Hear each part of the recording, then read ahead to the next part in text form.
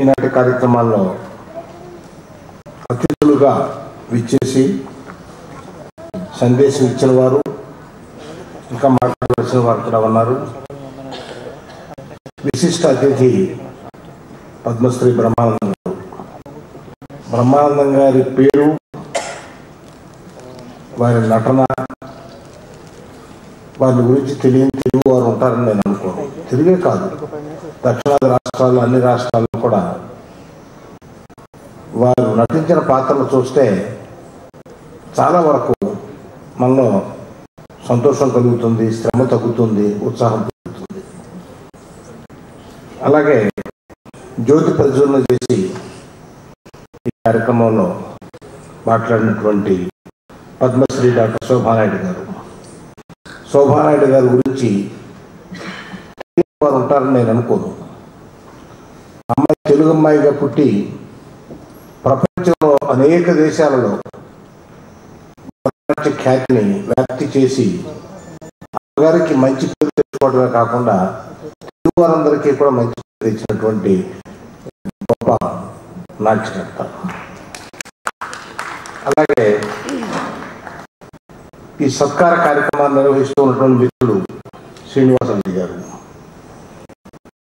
ఆత్మీయ అతిథిగా ఇచ్చేశారు. కళారత్న దీపికారెడ్డి గారు, పెద్దలు హనుమంతరావు గారు, ఇంటర్స్ అధినేత ఒక చాలా ప్రాధాన్యమైనటువంటి బరువైనటువంటి సమస్యని వెంకటరెడ్డి గారు అప్పగించారు. ఆత్మీయ నటి యాంకర్ కూడా ఝాన్సీ, శ్రీమతి సుధారాణి గారు, అసలు ఈనాడు పెళ్లి కొడుకు వెంకటరెడ్డి గారు, పట్ల అభిమానం కలిగినటువంటి సాంస్కృతిక కార్యక్రమాలు అభివృద్ధి కలిగినటువంటి సోదర సోదరికి నమస్కారం. వెంకటరెడ్డి గారు ప్రభుత్వం ఉద్యోగం చేసి పదవి విరమణ చేసిన తర్వాత తాను ఈ సాంస్కృతిక రంగానికి తెచ్చుకున్నటువంటి వాడు. ప్రభుత్వ ఉద్యోగిగా కూడా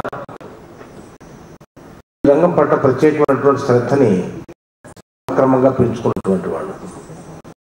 ఒక సందర్భంలో విన్నాను, సాంస్కృతిక సందర్భాలు, సాంస్కృతిక కార్యక్రమాలు చూస్తూ ఉంటాం. ఎన్నో విశేషమైనటువంటి కృషి కూడా చేస్తున్నాయి. రెడ్డి గారు ఒక వ్యక్తిగా ఒక మంచి సంస్థ కంటే కూడా ఈ కార్యక్రమాలు నిర్వహిస్తున్నారు. వారు తర్వాత వేరే కార్యక్రమాలు